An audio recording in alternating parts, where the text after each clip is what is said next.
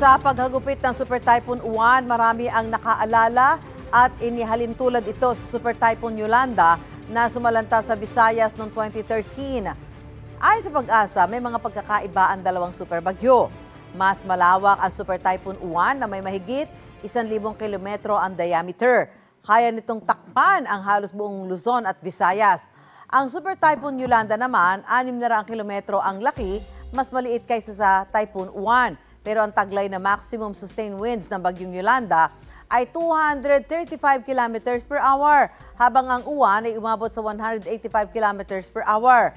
Yan ang isang patunay na ang bagsik ng bagyo ay hindi nasusukat sa lawak o laki. Maaari daw kasing kahit mas maliit ito pero siksik naman sa ulan at hangin, makakapaminsala ito ng malala gaya ng Yolanda. Gayunman, hindi rin naman pwedeng isawalang bahala ang lawak ng bagyong Uwan dahil mas maraming lugar itong naapektuhan.